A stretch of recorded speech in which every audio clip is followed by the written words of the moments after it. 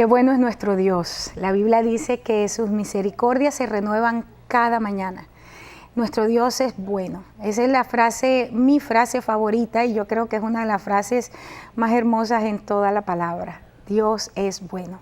Y por su bondad, por su misericordia, por su gracia, hoy podemos ser llamados hijos de Dios. Yo soy la pastora Corey Gómez de la Iglesia Avance Global. Estamos ubicados en la 12656 de la Gold Road y queremos invitarte porque pues nosotros como congregación existimos para equipar al cuerpo de tal manera que puedan impactar al mundo. Te invitamos si tienes un llamado al ministerio, si estás buscando una congregación donde puedas escuchar una palabra verdadera de Dios y donde puedas tener un tiempo de comunión con el cuerpo, nosotros somos un lugar adecuado para ti. Así que te invito a que compartas con nosotros y de manera muy particular quiero pedirte que entres en nuestra página en la web para conocer quiénes somos. Es el www.globaladvancechurch.org y bueno, allí te vas a encontrar no solamente nuestro credo, nuestra misión, nuestra visión, sino que también te vas a encontrar con que tenemos materiales para la gente que le gusta estudiar la Biblia, están allí para que tú puedas profundizar en la palabra. Todos los temas que yo entrego, pues también los vas a encontrar allí, artículos. Puedes seguirme también por mi página en Facebook al www.facebook.com/Corey Gómez. Allí vas a ver pues ese artículo que escribo semanal, pensamientos. Creo que va a ser de mucha bendición para ti poder de alguna manera compartir con nosotros. Durante nuestra programación tenemos una línea de oración abierta. Es el 713-408-3068 y quiero invitarte a que lo hagas si tienes alguna necesidad, si necesitas que entremos en acuerdo de oración contigo, llámanos. Para nosotros de verdad, y esto lo digo con verdad en mi corazón, es un privilegio para nosotros poder compartir contigo, poder orar contigo y esperar por la respuesta juntos. Y bien, empecé un tema sumamente interesante. Estoy haciendo un estudio sobre Nadab y Abiú y le coloqué como título Haciendo diferencia entre lo santo y lo profano. Hoy es el cuarto programa y en los 3 programas anteriores estuvimos estudiando acerca del ritual de la consagración para Aarón y sus hijos. El día de ayer empecé con un punto que, como te decía, ahora sí empezamos a hablar, ¿no? Exactamente el tema. Lo anterior, ese punto fue para establecer el fundamento. Y empezamos a ver en Éxodo 6:23, empezamos a ver algo bien interesante. Dice que Aarón tomó por mujer a Elizabeth, que era hija de Aminadab, hermana de Nazón. Y Nazón era príncipe en la tribu de Judá, es decir, Elizabeth era de la realeza de esta tribu. Y dice que dio a luz a Nadab, a Abiú, Eleazar y a Itamar. Esto es bien importante porque te decía que Aarón significa el que trae luz o el que trae iluminación y Elizabeth, su nombre habla acerca del Dios de juramento o el Dios de pacto. Y te decía que la figura profética de este matrimonio entre Elizabeth y Aarón nos ejemplifica o nos tipifica en el Nuevo Testamento el ministerio sacerdotal y el ministerio de realeza, que lo encontramos en Jesucristo, estos 2 oficios, y que luego encontramos al apóstol Pedro más adelante diciendo que nosotros ahora somos un real sacerdocio y que hemos sido escogidos ahora para anunciar las virtudes del que nos llamó de las tinieblas a su luz admirable. Estuvimos mirando como los nombres de Nadab y Abiú y ahí yo me quedé en el programa pasado porque muy importante. Nadab significa liberal o generoso, viene de una raíz primitiva que nos habla acerca de ofrecerse voluntariamente, especialmente como soldado para la guerra, o de ofrendar voluntariamente, dar de manera espontánea. Y veíamos en 2 Corintios 9:7 cuando el apóstol dice que cada uno dé como propuso en su corazón, no con tristeza, sino ni por necesidad, porque Dios ama al dador alegre. Y yo te hablaba acerca de que estas 2 palabras son muy importantes porque estamos en un tiempo donde muchísima gente, quiero hablar específicamente de la palabra necesidad, que creo que es la que debo enfatizar, es lo que siento en mi espíritu, es el hecho de que el concepto con el cual el apóstol utiliza esta frase, esta palabra en el original, tiene que ver que nosotros no tenemos que dar porque se nos coacciona, o por gente que está en el liderazgo o en una posición, vamos a decir, de gobierno, puede ejercer fuerza sobre nosotros o sobre nuestras emociones, haciendo que sus deseos y sus motivos prevalezcan en nosotros para obligarnos a dar. ¿Y por qué esto es importante? Porque nosotros estamos viendo en este momento cómo a través de una teología malsana que se predica, y lo voy a seguir diciendo aunque la gente se ponga brava, pero nosotros estamos obligando al pueblo a dar más allá aún de sus fuerzas. Y déjame decirte, yo soy una dadora y yo creo en la bendición de dar. Yo creo que justamente es el medio que Dios utiliza para prosperarnos, lo creo literalmente, y yo soy una mujer del Señor que está ejerciendo el ministerio no hace 1 año, ni 2, ni 3. Yo tengo 20 años en el ministerio, nací en la iglesia de Cristo. Tú no estás enfrente de una neófita ni delante de una persona indocta en la palabra, pero justamente por ser una persona que no solamente soy dadora, sino que también como gente de Dios, como una líder, como un ministro en el cuerpo de Jesucristo, yo sé lo fácil que puede ser manipular las emociones de la gente para que den. Y aquí el apóstol está diciendo que nosotros no podemos, en el concepto, la coacción, llevar a la gente manipulándole sus emociones para que den. Esto es pecado. No solamente hacemos que ellos pequen, pero nosotros también estamos pecando. Nadab era un hombre con el corazón de Dios porque era un hombre que sabía dar. Y nosotros sabemos que la naturaleza de Dios ha sido dar, tanto que dio a su hijo por la humanidad, para establecer sus propósitos. Estudiamos también el nombre Abiú y vimos cómo Abiú significa adorador de Dios. Y estábamos estudiando, y ahí nos quedamos en Juan 4:23, esta declaración de Jesús, hablando con la mujer samaritana, y le dice, mas la hora viene y ahora es. No un día en el milenio, ni cuando estemos allá en el cielo cantando gloria a Dios, aleluya, como la gente está pensando. No.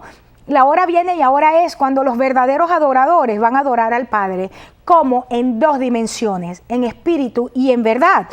Y a estos adoradores el Padre está buscando. Esta es una expresión que es sumamente contundente en el Nuevo Testamento, porque echa por tierra una cantidad de mitos que están en la mente del pueblo que no quiere adorar a Dios o que lo quiere hacer a su manera.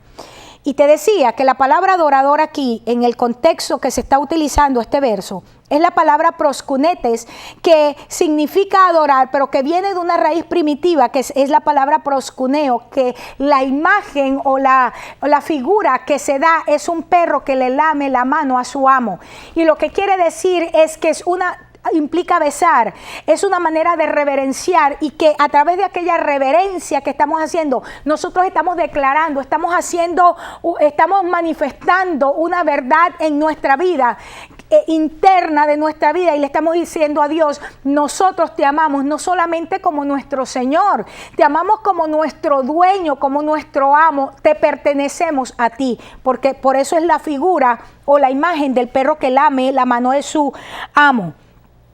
Y en espíritu, o sea, ese es el primer nivel o la primera dimensión. Dios está buscando un adorador que adore, fíjate, en espíritu.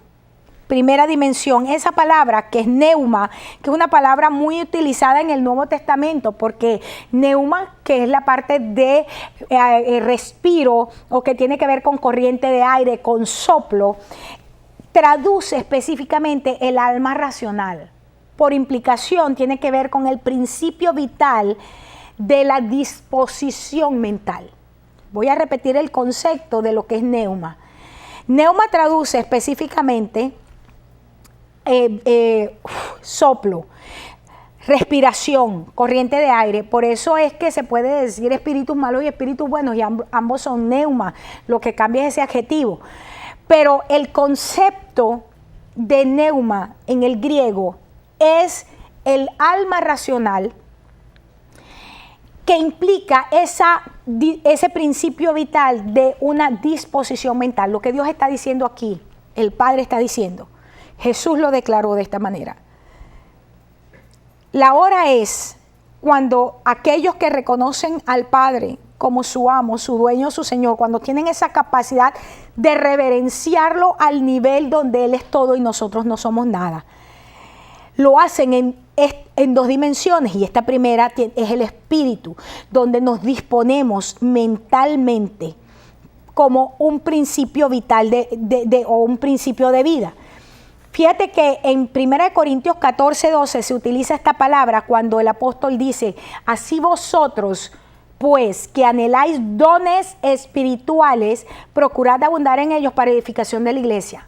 ¿Por qué esta parte aquí es importante? Si estamos hablando de una dimensión y a partir de aquí nosotros vamos a empezar a escarbar la palabra para llegar a conclusiones por qué el sacrificio de Nadab y Abiú, ese fuego extraño que fue lo que ellos ofrecieron, por lo que Dios los mató. Esta palabra aquí, espirituales, es neuma y lo está acompañando del carisma. Lo que está diciendo es, ustedes que están aspirando a tener regalos, neumas, ustedes tienen que procurar en eso, pero con un propósito, para edificar a la iglesia de Jesucristo. Cuando el Señor, volvamos al verso que estamos utilizando inicialmente, el Padre está buscando adoradores, gente que reconozca a Dios como el amo, como el dueño, como el Señor, que le pertenecemos completamente a Él en cuerpo, alma y espíritu, pero que le adoremos en espíritu, o sea, que nosotros tomemos la decisión de disponernos mentalmente para eso. Entonces, nosotros, como esa gente que está dispuesta a reconocerlo a Él como el dueño de nuestra vida y que entramos en esa dimensión espiritual, lo vamos a hacer porque tenemos la obligación de edificar a la iglesia. Eso es lo que está diciendo aquí el apóstol en 1 Corintios 4:12. La siguiente dimensión no solamente es en espíritu, que es la disposición mental, esa alma racional, sino en verdad, que es la palabra aletheia. Ahora, esta palabra es bien interesante en el Nuevo Testamento porque se emplea de manera objetiva significando la realidad que se encuentra como base de la apariencia. Voy a repetir este concepto porque yo sé que algunos conceptos en el original no son tan fáciles de tomar al principio, especialmente si no estás acostumbrado a este tipo de enseñanza. Pero es muy importante que tú puedas empezar a digerir lo que es comida un poquito más sólida. La verdad, cuando está diciendo, hay dos dimensiones que el verdadero adorador tiene para adorar. En espíritu, la disposición mental como un principio vital, como un principio de vida, y que abunda en eso, lo hace en esa dimensión porque el cuerpo de Cristo tiene que ser edificado. Pero también lo hace en verdad, que es la palabra, que es la realidad que se encuentra como la base de la apariencia o como la esencia manifiesta y veraz de algo. Es decir, la verdad es aquello que es la sustancia real de algo, de alguna cosa. En Efesios 4:20, fíjate, dice, mas ustedes no han aprendido así a Cristo. En primer lugar, la frase gramatical que el apóstol está usando aquí, está usando a Cristo entonces como un verbo en infinitivo. Y por ahí hay una canción que no es cristiana que dice Jesucristo, verbo no sustantivo, y tiene toda la razón. Porque aquí está diciendo, mas nosotros no habéis aprendido así, no dice de Cristo, ni sobre Cristo, sino a Cristo. Y dice en el verso 21, si de verdad tú le has oído, y si de verdad tú has sido enseñado por Él, entonces conforme a la verdad que está en Jesús. Vamos a revisar el verso otra vez. No hemos aprendido a Cristo así, sino hemos aprendido a Cristo conforme a la verdad que está en Jesús. Fíjate que está usando los dos nombres de Jesús, Cristo. Cristo en este caso tiene que ver con el Christus en el griego, que tiene que ver con el Espíritu Santo, que es la unción. Jesús, el nombre del Hijo del Hombre, su nombre en lo que fue su naturaleza humana. Por eso es que después de la unción, después que el Espíritu Santo desciende sobre él en forma de paloma, no se llamó más Jesús de Nazaret, sino Jesucristo, Jesús el ungido. Ahora fíjate, vuelvo a tomar el verso, dice, ustedes no han aprendido así a la unción.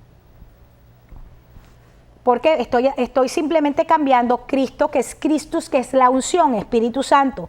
Ustedes no han aprendido así a la unción, sino conforme a la verdad que está en Jesús. No podemos separar el Christus del Jesús. No podemos separar la unción o la persona del Espíritu Santo manifestada sobre Jesús, el Hijo del Hombre que caminó en la tierra. Eso es lo que está diciendo aquí. Recuerda que el verso que estamos estudiando es tiempo, ahora es cuando los verdaderos adoradores, aquellos que reconocen que Dios el Padre es nuestro Señor, nuestro amo, nuestro dueño absoluto, entonces le adoramos en dos dimensiones, en espíritu, que es esa disposición mental que nosotros tenemos para adorarle a Él, y esto lo hacemos como un principio de vida, pero también en verdad, y esta verdad tiene que ver con que es la base, la sustancia de lo que es aparente. Entonces no hemos aprendido al Christus, sino conforme a lo que a la verdad que está en Jesús, el Hijo del Hombre que caminó en la tierra.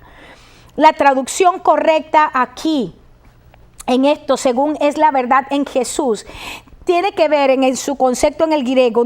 El significado no es meramente la verdad ética, sino tiene que ver con la verdad encarnada en Él en toda su plenitud y extensión. Por eso es que utiliza el nombre Jesús en la segunda parte.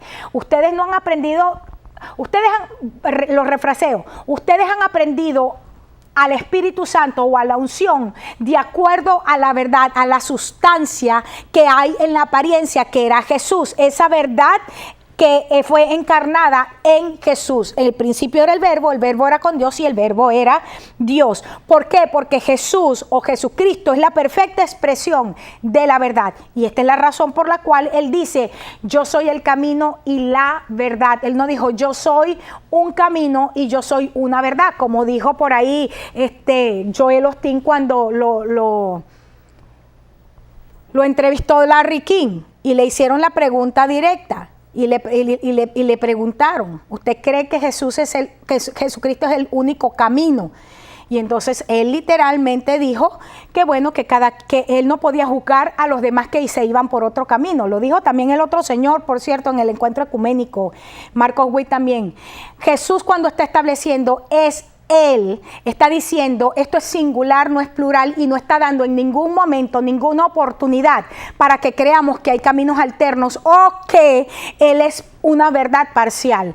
La verdad encarnada es Jesucristo. Por eso que en el principio era el verbo, era la declaración de Dios, pero esa declaración de Dios era Dios mismo, y por eso esa declaración encarnada ahora en el hombre Jesús camina en medio nuestro, y por eso podemos ver y reconocer su gloria como la gloria del unigénito, y esa gloria estaba llena de gracia, pero también de verdad.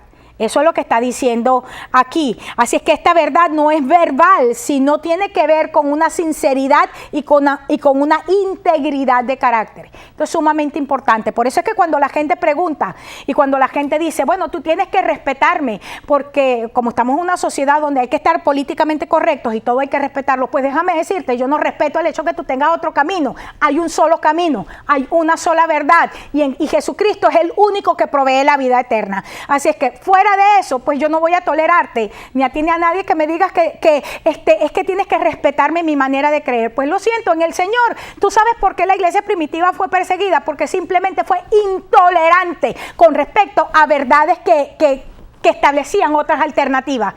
Lo que pasa es que la iglesia en este nuevo tiempo, nosotros queremos estar tan políticamente correctos y queremos agradar a todo el mundo, que permitimos entonces en la mente de la gente que hayan alternativas. Es que al fin y al cabo hay muchos caminos para llegar al Padre. No hay muchos caminos para llegar al Padre, hay un solo camino. Bueno, lo que pasa es que esa verdad es relativa. No, Cristo no es relativo, es un absoluto. Así de simple. Y tú puedes decidir creerlo o no. Y el hecho de que tú no lo creas no le quita a esa declaración su peso. Y esto es sumamente importante. Eso es la verdad como se enseña en la palabra con respecto a Dios y al cumplimiento de sus propósitos por medio de Cristo y con respecto a los deberes del hombre. Se opone de una manera contundente a la superstición de la gente, de los impíos. Se opone de manera radical a lo que son los inventos religiosos de la gente, a esas alternativas religiosas que hace la gente. No, lo que pasa es que la Biblia quiere decir cuando dice que la mujer no se puede poner esto y aquello, lo que quiere decir es esto. Empezamos a hacer de la palabra un montón, a inventar cosas que no están allí, porque somos indoctos en la palabra, nosotros aceptamos enseñanzas que no están en la palabra y como le dijo Jesús a los fariseos, enseñan como verdad doctrinas de ustedes, doctrinas que ustedes inventaron, y no solamente ustedes no pueden cargar con ese poco de mentiras, sino que obligan a los demás a llevar esa carga, que por supuesto para ustedes aún es demasiado pesada. Y la verdad de Dios se contradice completamente las opiniones y los preceptos corruptos de los falsos maestros de este tiempo y de todos los tiempos. Entonces la verdad en Dios no es un relativo, la verdad de Dios en Dios es un absoluto, Jesucristo. Y Jesucristo es simplemente la encarnación de la declaración del verbo. Se encarnó en él, por eso no es un concepto ético, por eso no es un concepto relativo, sino es un absoluto. Es la sustancia. Yo sé que esto que estoy diciendo es un poquito pesado a nivel de enseñanza y también es un poquito, vamos a decir, yo sé que le hace peso a un montón de gente, pero en el nombre de Jesús estamos en el tiempo donde la palabra de Dios, la palabra pura, la palabra eficaz tiene que salir. De alguna parte tiene que salir en el nombre de Jesús. Estamos hablando entonces que Nadab y Abiú no eran cualquiera, un adorador, era alguien que conocía. Este es Abiú, alguien que podía adorar a Dios en las dos dimensiones, en espíritu, es decir, tenía la disposición mental para venir al Padre y reconocer: tú eres mi dueño, tú eres mi Señor, tú eres mi absoluto, pero también en verdad porque reconocía que la palabra declarada estaba encarnada y que ahora se tenía que encarnar en él. Esa es la verdadera adoración. Y tenemos por la otra parte a Nadab, que era uno que podía dar voluntariamente, conocía el secreto de la multiplicación, conocía el secreto de la fructificación, que es dar para que el reino de los cielos sea establecido. Ahora, déjame aclararte algo con respecto a esta frase. No es que Dios necesita nuestros diezmos y nuestras ofrendas. Nosotros necesitamos ser bendecidos por Dios, y eso es simplemente como parte del pacto.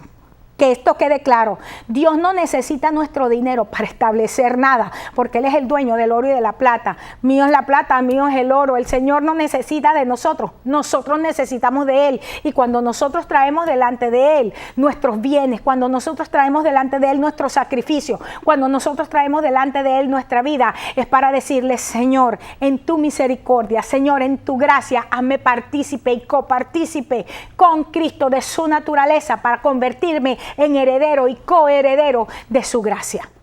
Eso es lo que ese es el corazón de Nadab, y ese es el corazón de la gente que en este tiempo sabe lo que significa darle al Señor. Eso es lo que significa en este tiempo el corazón del adorador. Una de las razones por las cuales yo he estado insistiendo tantísimo en nuestra discografía cristiana en este tiempo es porque la discografía de este tiempo no está adorando ni en espíritu ni en verdad. Es decir, han sacado los conceptos que son fundamentales, que son radicales, que no son negociables de la adoración. Hemos colocado nombres de dioses genéricos allí cuando hablamos de Señor, como el Señor de cualquiera, o ese hombre que he conocido. No, nosotros no solamente conocimos a Jesús en la carne. Pablo lo dijo de esta manera: si habíamos conocido a Jesús en la carne, pues eso fue en otro tiempo, porque ahora le conocemos en el espíritu, le conocemos como el Dios resucitado, ahora le conocemos a Él como el que está sentado a la diestra de Dios Padre, ejerciendo desde allí toda autoridad y todo dominio.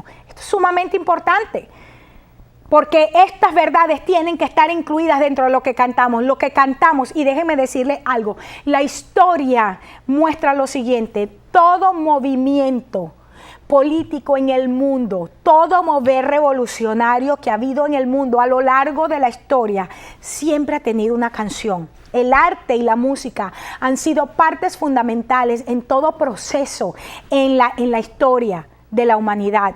si tú te vas a las revoluciones, siempre tendrán representantes a nivel musical, tendrán representantes a nivel artístico. Es decir, la expresión artística de un mover es algo clave. Y es una manera de expander lo que son las ideas de ese mover.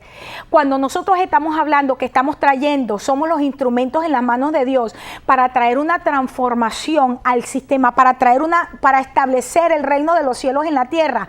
Nuestra canción tiene que ser consona con la revolución de la cual estamos hablando.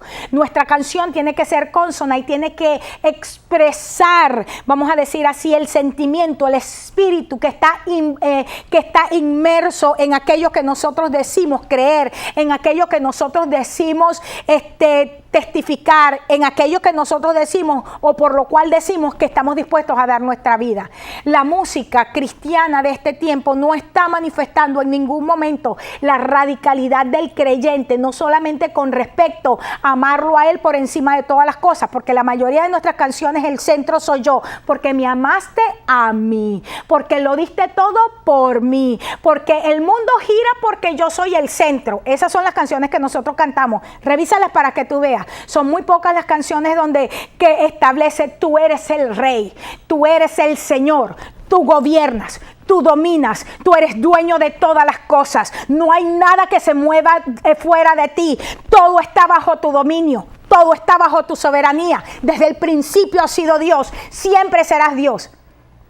Eso cambia completamente la adoración, porque nuestra declaración cuando está siendo cantada tiene que ser consona con la palabra de Dios. No es que me amaste a mí, moriste para que yo fuera feliz, moriste para que yo fuera bendecido, porque tú lo diste todo para que yo ahora fuera la maravilla del universo. No fue así. El Señor, el Padre, entregó a su Hijo Jesucristo por los propósitos eternos de Él, que su gloria llenara toda esta tierra. Ese es el propósito del Padre. En el nombre de Jesús yo declaro que este evangelio humanístico que estamos teniendo, como lo llaman ahora en inglés, estamos en la era del evangelio sin Cristo. Estamos en la era donde lo que estamos predicando no tiene a Cristo por ninguna parte. Yo declaro en el nombre de Jesús que tú, hombre, mujer de Dios que me estás escuchando, tú te centras en Cristo. Yo declaro en el nombre de Jesús que no solamente te centras en Cristo, sino que el fundamento de tu vida es Jesucristo. Yo declaro que el fundamento de tu familia es Jesucristo. Yo declaro que el fundamento de tu iglesia es Jesucristo. Yo declaro que la iglesia de esta ciudad se fundamenta en Cristo y que todo sistema babilónico centrado en el hombre, en el nombre de Jesús, cae a tierra y es colocado y es expuesto públicamente. Yo declaro en el nombre de Jesús que esta era es cambiada y el nombre que le dieron los sociólogos, el evangelio sin Cristo, es cambiado y se convierte en el evangelio como nunca antes se había vivido, porque hay una generación profética que se levanta con el sueño de Dios y lo establece en la tierra. Te invito en el nombre de Jesús a que veas mis próximos programas, porque como te dije, apenas entramos a desglosar este tema. Yo sé que esta palabra tú la necesitas y es para la gloria de tu nombre. Te espero en mi próximo programa. Dios te bendiga y te guarde.